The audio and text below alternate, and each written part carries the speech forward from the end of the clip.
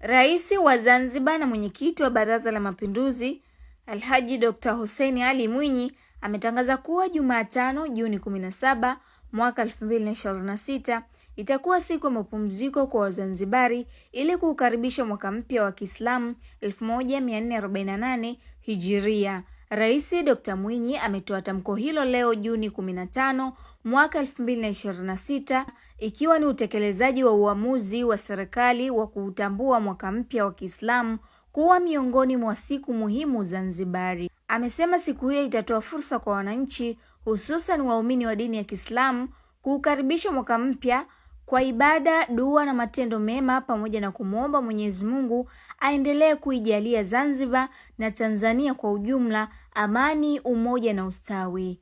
Alhaji Dr. Mwinyi amewataka wananchi kuutumia mwaka mpya huo kujitathmini, kuimarisha uchamungu, kusaidiana na kuendeleza maadili mema yanayojenga familia na taifa lenye mshikamano.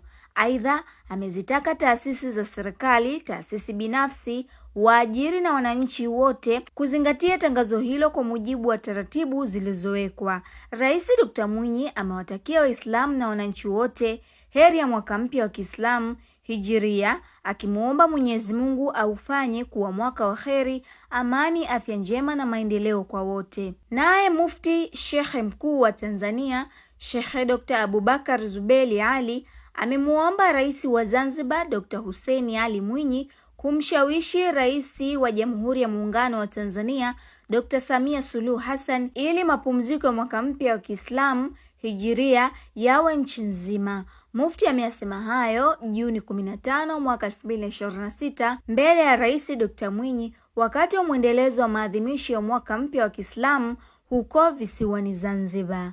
Aisha Chaz, Tifu TV.